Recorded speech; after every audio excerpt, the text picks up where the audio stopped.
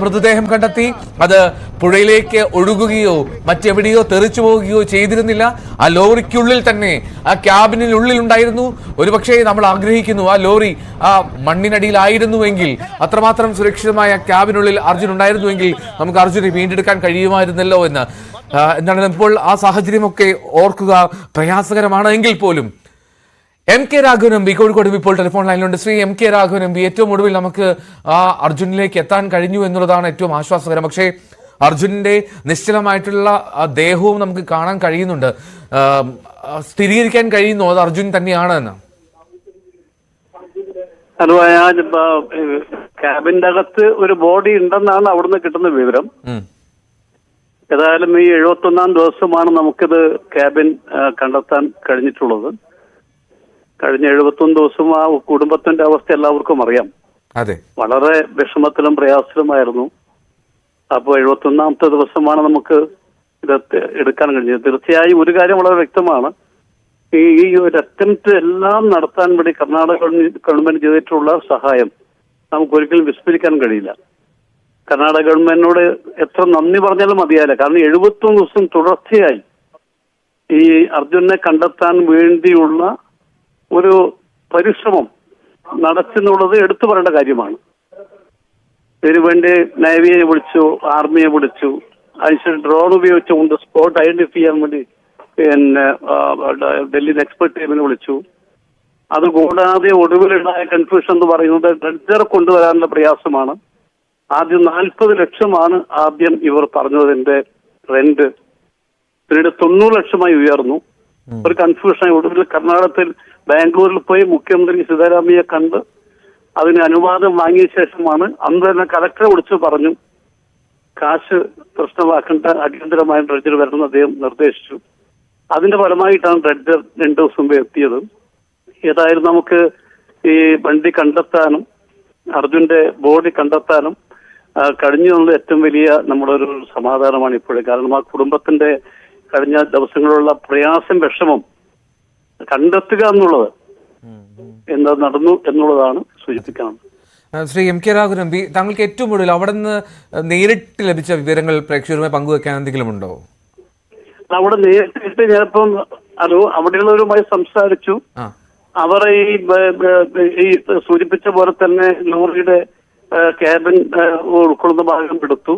അതിനകത്ത് ബോഡി ഉണ്ടെന്ന് കൺഫേം ചെയ്തവർ ഇനി ബോഡി എടുക്കാനുള്ള ശ്രമമാണ് നടത്തിവരുന്നവർ, പുറത്തേക്ക് എടുക്കാനുള്ള ശ്രമമാണ്. അതിനുശേഷം സാധാരണ ആവശ്യമായിട്ട് മറ്റ് പ്രൊസീജിയറൽ വർക്ക് നടത്തണം. അപ്പൊ അതിന് സമയമെടുക്കും. ഏതായാലും ബോഡി എടുക്കാനുള്ള ശ്രമം നടന്നു വരികയാണ്. ബോഡി എടുക്കട്ടെ, അതിനുശേഷം പറയും. റൈറ്റ്. ഒരു കാര്യം കൂടി ശ്രീ എം പി, നമ്മൾ ഇനി എന്താണ്, നമ്മൾ അർജുന്റേതാണ് സ്ഥിരീകരിച്ചാൽ ഇനി പോസ്റ്റ്മോർട്ടം ഉൾപ്പെടെയുള്ള നടപടികളൊക്കെ പോസ്റ്റ്മോർട്ടത്തിന് പോകണം. ബോഡി എങ്ങനെയാണ് ബോഡിയുടെ അവസ്ഥ നമുക്ക് അറിയില്ല. ചിലപ്പോ പിന്നെ DNA ടെസ്റ്റ് വേണ്ടി വരുന്നത് എനിക്കറിയില്ല. പക്ഷെ ഏതായാലും പോസ്റ്റ്മോർട്ടം നിർബന്ധമാണ്. അതെല്ലാം കഴിഞ്ഞ ശേഷം മാത്രമായിരിക്കും നമുക്ക് തുടർന്ന് നാട്ടിലേക്ക് ഇത് നമുക്ക് ഈ കൊണ്ടുവരാൻ സാധിക്കുക. ശരി, വളരെ നന്ദി. എന്തായാലും താങ്കളും ഉൾപ്പെടെയുള്ള ജനപ്രതിനിധികളുടെ പ്രയത്നത്തെ ഒരിക്കൽ കൂടി അഭിനന്ദിക്കുന്നു. മാതൃകാപരമാണ് കേരളത്തിലെ ജനപ്രതിനിധികൾ ഈ വിഷയത്തിൽ ഇടപെട്ടത് എന്നതാണ് ഏറ്റവും ശ്രദ്ധേയമായിട്ടുള്ള കാര്യം. വളരെ നന്ദി Shri M K Raghavan M P പ്രതികരിച്ചതിന്. ടി ജി സജിത്ത് തുടരുന്നുണ്ട് ന്യൂസ് ഡെസ്കിൽ നിന്ന്. സജിത്ത്, നമുക്ക് എങ്ങനെ വിവരിക്കണമെന്ന് പലപ്പോഴും വാക്കുകൾ മുറിഞ്ഞു പോകുന്ന സാഹചര്യമാണ്. കാരണം എപ്പോഴാണ് നമ്മൾ അർജുനെ കണ്ടെത്തുക എന്നുള്ള ചോദ്യത്തിന് ഏറ്റവും ഒടുവിൽ ഉത്തരം നമ്മൾ ന്യൂസ് 18 സംഘം അർജുനന് പിന്നാലെ തന്നെ ഉണ്ടായിരുന്നു. ന്യൂസ് 18 ടീം, പ്രത്യേകിച്ച് KV ബൈജു ഉൾപ്പെടെയുള്ള സംഘം അർജുനെ തേടിയുള്ള യാത്ര അത് ദിവസങ്ങളുടെ അലച്ചിലുമാണ്. ഏറ്റവും ഒടുവിൽ നമ്മൾ അർജുൻ്റെ ലോറിയുടെ ട്രക്ക് ഉയർത്തി അതിൽ ആ ഒരു മൃതദേഹം കണ്ടെത്തുമ്പോൾ അതിൽ ഒരു അല്പം ആശ്വാസമുണ്ട്. പക്ഷേ ആ കുടുംബത്തിൻ്റെ അവസ്ഥ കൂടി നമ്മൾ വിവരിക്കുക പ്രയാസകരമാണല്ലോ. ഇനി എന്താണ്? ഇനി അതൊരു ഔദ്യോഗിക സ്ഥിരീകരണം മാത്രമല്ലേ നമ്മൾ കാത്തു നിൽക്കേണ്ടതുള്ളൂ? ഔദ്യോഗിക സ്ഥിരീകരണം ആവശ്യമാണ്. എന്തായാലും ഒരു കാര്യം വ്യക്തമാണ്, നേരത്തെ MP സൂചിപ്പിച്ചതുപോലെ ഒരുപക്ഷെ നമുക്ക് ദൃശ്യങ്ങളിൽ, കാഴ്ചയിൽ നമുക്ക് വ്യക്തമാവുന്നത് ഒരുപക്ഷെ DNA പരിശോധന ആവശ്യമായി വരില്ല അത് അർജുനാണ് എന്ന് തിരിച്ചറിയാൻ. കാരണം അർജുൻ ആ ലോറിക്കുള്ളിൽ ആ ക്യാബിനുള്ളിൽ കുടുങ്ങിയത് കൊണ്ട് തന്നെ ആവണം ആ മൃതദേഹത്തിന് കാര്യമായ കേടുപാടുകൾ കാര്യമായ പ്രശ്നങ്ങളൊന്നും ഉണ്ടായിട്ടില്ലെന്ന് വേണം നമുക്ക് ആദ്യ കാഴ്ചയിൽ ആദ്യ നിഗമനത്തിൽ മനസ്സിലാക്കാൻ. അതൊക്കെ അവിടെ ഔദ്യോഗികമായ സ്ഥിരീകരണവും അതിൻ്റെ സംവിധാനങ്ങളും ഒക്കെ സർക്കാർ സംവിധാനത്തിൽ ഉണ്ടാവേണ്ടതാണ്. ഇപ്പോൾ കാണുന്ന ദൃശ്യങ്ങൾ വ്യക്തമാണ്. ലോറിയുടെ ക്യാബിൻ ഭാഗം വെള്ളത്തിന് മുകളിലേക്ക് ഉയർത്തി നിർത്തിയേക്കുകയാണ്. ഇനി സാധാരണ രീതിയിൽ ലോറി പൂർണ്ണമായും എടുത്തു മാറ്റി കരഭാഗത്തേക്ക് അടുപ്പിക്കേണ്ടതാണ്. പക്ഷേ ഇനി മുന്നിലുള്ള നടപടിക്രമം ആ കാണുന്നത് പോലെ നേവി സംഘമാണെന്ന് നമുക്ക് കരുതാം. അവർ ആ ലോറിക്ക് സമീപത്തെത്തി ആ മൃതദേഹം അതിൽ നിന്നും ക്യാബിൽ നിന്നും പുറത്തെടുക്കുക എന്ന ദൗത്യമാണ് ഇനി